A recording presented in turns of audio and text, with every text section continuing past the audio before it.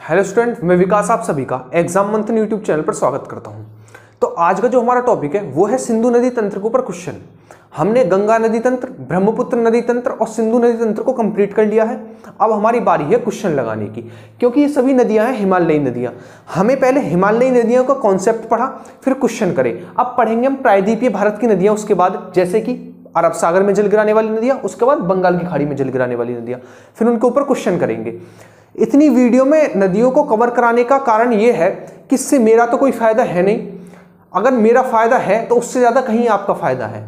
ठीक है, हर कोई फायदे से जुड़ा है। आप ये नहीं कह सकते कि हाँ मैं आपके लिए अपनी जिंदगी कुर्बान कर रहा हूं। नहीं, फायदा हम दोनों का है, लेकिन उससे ज्यादा फायदा आपका है, क्योंकि आपके जितने अच्छे कॉन्सेप्ट डेवलप होंगे शायद आपका एग्जाम उतने अच्छे से क्लियर हो सके। एग्जाम क्लियर ही नहीं बल्कि आप अच्छी रैंक से पास कर सके।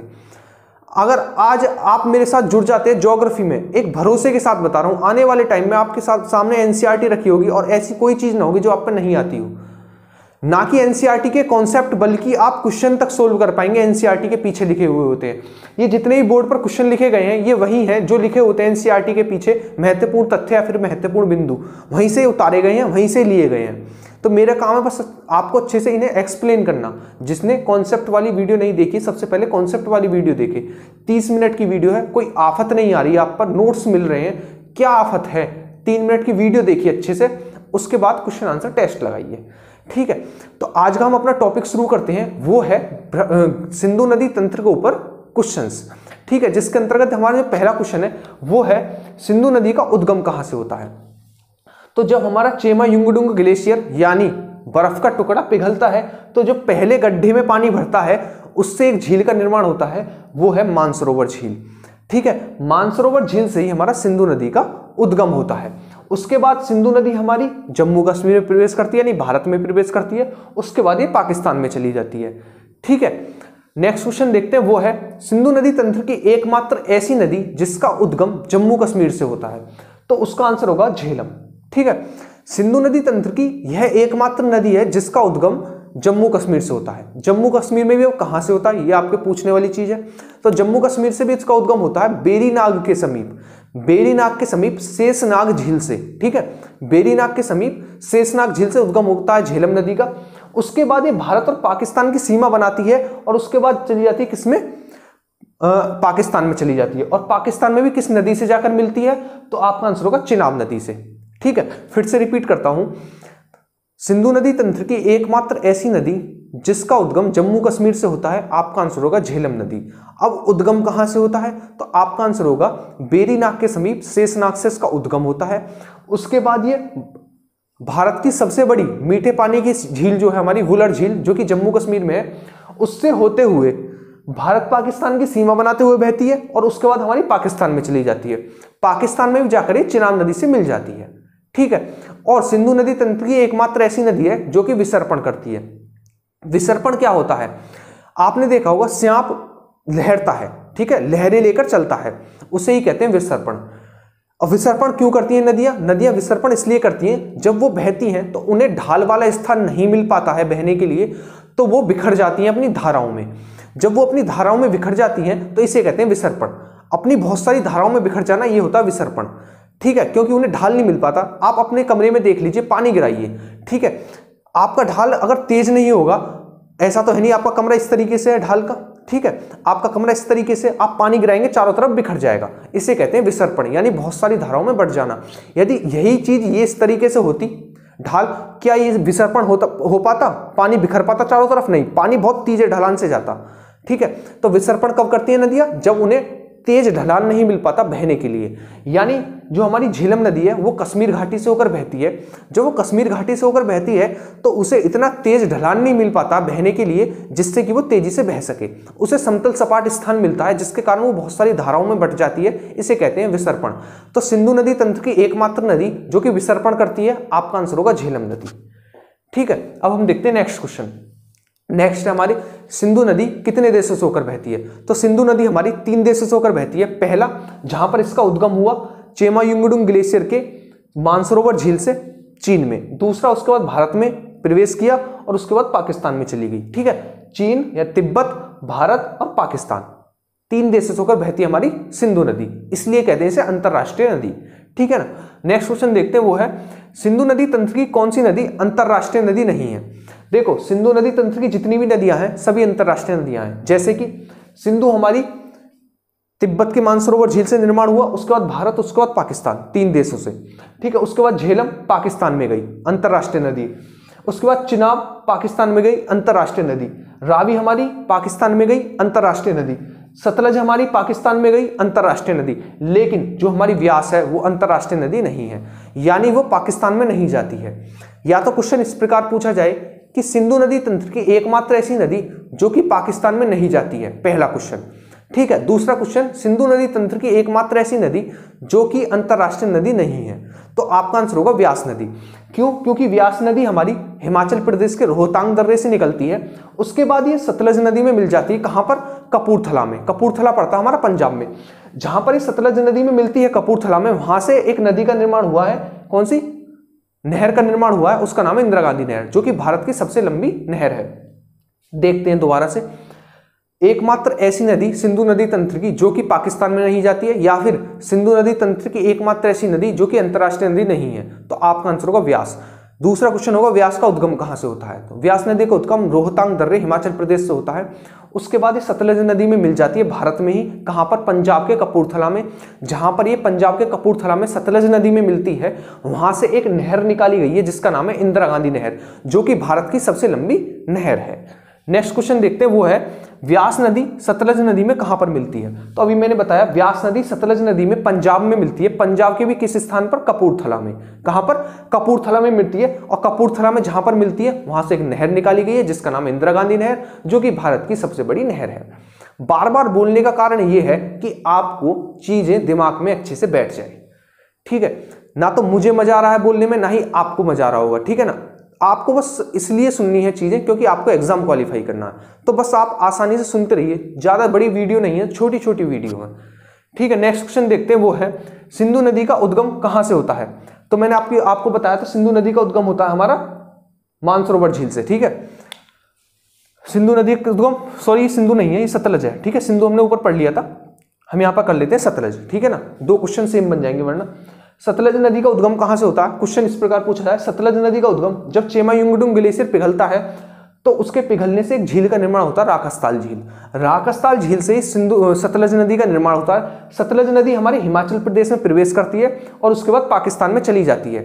सिंधु नदी अन्य 4 नदियां झेलम, चिनाब, रावी और व्यास का जल लेकर संयुक्त रूप से मिठानकोट नामक स्थान पर पाकिस्तान में सिंधु नदी में मिल जाती है। ठीक है। फिर से रिपीट करता हूं, सतलज नदी का निर्माण चेमायुंगडुंग ग्लेशियर के पिघलने से बनी झील राकसताल झील से होता है।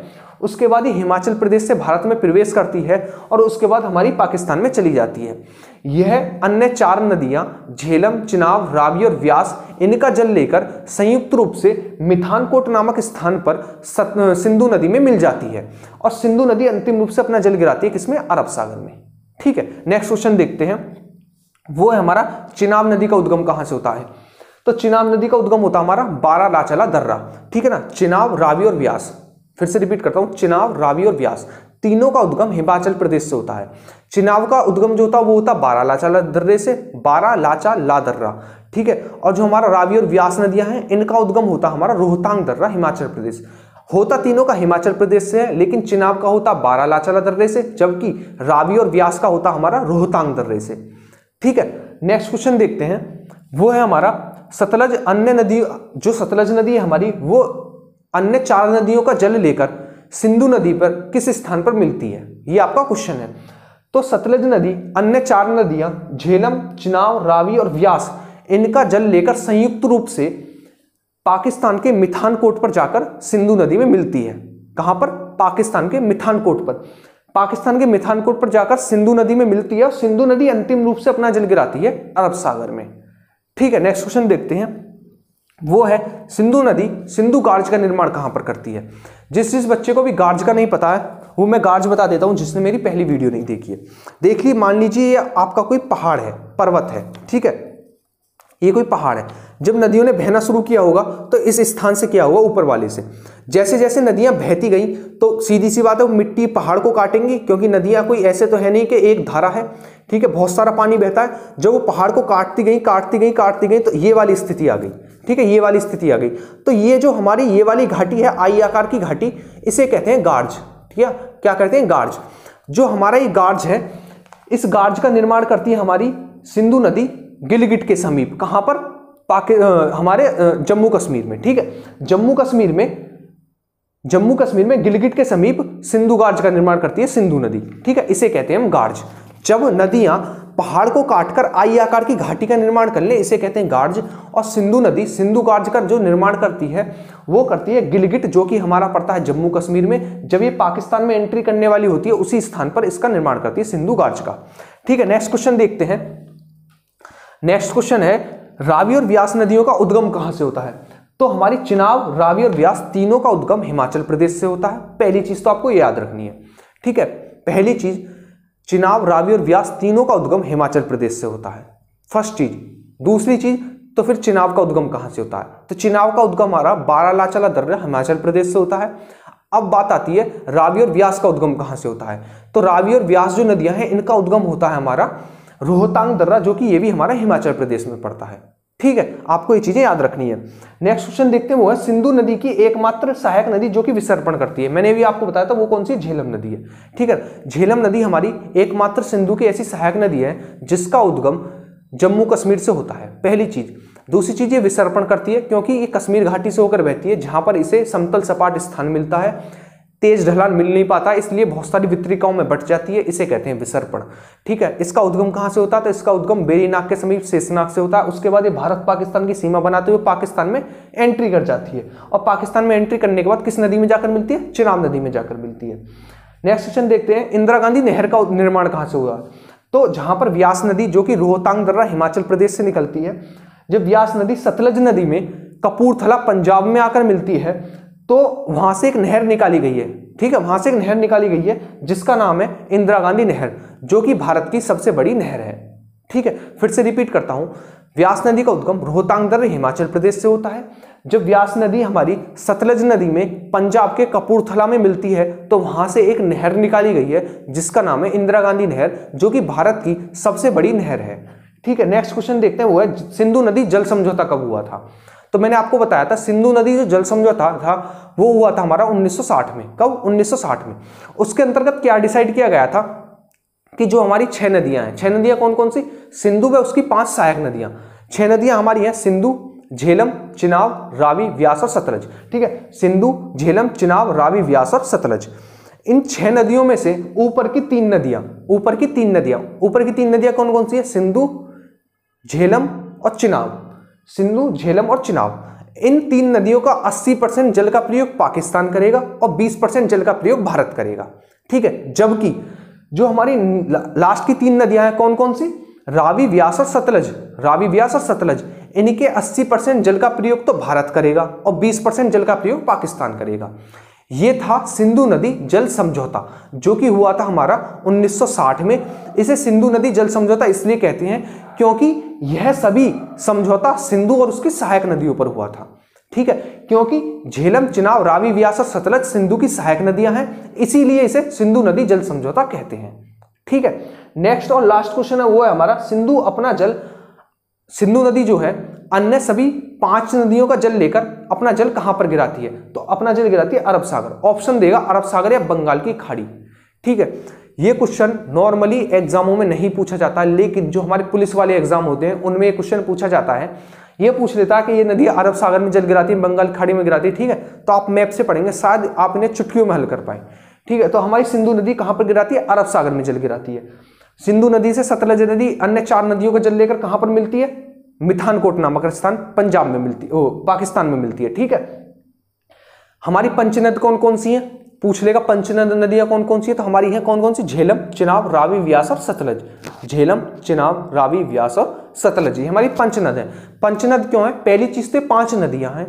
दूसरी चीज ये कि ये पंजाब में होकर बहती है। पंजाब में आपका फिर क्वेश्चन होना चाहिए, व्यास नदी तो पंजाब में होकर बहती है, मान लिया हमने, लेकिन जो झेलम है ये तो पंजाब में होकर नहीं बहती है, तो पाकिस्तान में बह रही है। तो आपका एक और आंसर होना चाहिए, बहुत सटीक आंसर ये होना चाहिए जिससे कि कॉन्फिडेंस दिखे, बोलने में कॉन्फिडेंस दिखे। आपका आंसर इस प्रकार होना चाहिए, हमारा पंजाब भारत में ही नहीं है बल्कि पाकिस्तान में भी है। पंजाब हमारा भारत में नहीं बल्कि पाकिस्तान में भी है। ठीक है, तो हमारी 5 नदियां झेलम, चिनाब, रावी, व्यास और सतलज ये भारत के पंजाब और पाकिस्तान के पंजाब में होकर बहती हैं। इसी कारण इन्हें कहते हैं पंचनद, क्योंकि ये 5 नदियों का समूह है, दूसरा पंजाब में होकर बहती है। ठीक है, तो यहां से इस प्रकार के क्वेश्चन पूछे जा सकते हैं। इन सभी के हैंड रिटन नोट्स में अपने वीडियो में लगा दूंगा, कुछ दिन में लगा दूंगा, क्योंकि अभी मैं बना रहा हूं नोट्स। जो पिछली वीडियो है उन पर 1-2 वीडियो पर लगा दिए गए हैं, आने वाले 1-2 दिन में सभी वीडियो पर नोट्स लग जाएंगे। तो आप रेगुलर रहिए मेरी वीडियो पर, नोट्स आपको सबसे बेस्ट मिलेंगे यूट्यूब पर, ये मेरा वादा है। दूसरी चीज, आने वाले टाइम में अगर आप जुड़े रहते हैं तो शायद ही एनसीईआरटी इतने अच्छे से कोई पढ़ा पाए जितने अच्छे से मैं पढ़ा रहा हूं। जुड़िए मेरे साथ और अपनी तैयारी को एक वो दिशा दीजिए जो कि सिलेक्शन की ओर जाती हो, रिजेक्शन की ओर ना जाती हो। ठीक है, इसी प्रकार मैं वीडियो लाता रहूंगा। जो बच्चा वीडियो देख रहा है और जिसे दिल से पसंद आ रही है वो लाइक करे, चैनल को सब्सक्राइब करे और वीडियो को शेयर करे। ठीक है, ऐसा बोलना फर्ज है क्योंकि इससे कॉन्फिडेंस बढ़ता है नेक्स्ट वीडियो लाने के लिए। हम मिलेंगे अपनी नेक्स्ट वीडियो में। इसी प्रकार हम नदियों को खत्म करेंगे क्वेश्चन आंसर के साथ, कॉन्सेप्ट के साथ और नोट्सों के साथ। ठीक है, आपका काम है इतने आप अच्छे से रिवीजन कीजिए, नोट्स को डाउनलोड कीजिए और अच्छे से पढ़िए। ठीक है, मिलते हैं अपनी नेक्स्ट वीडियो में। जब तक कीजिए आप लाइक, सब्सक्राइब और शेयर और अच्छे से पढ़ाई। ठीक है, थैंक यू, मिलते हैं अपनी नेक्स्ट वीडियो में।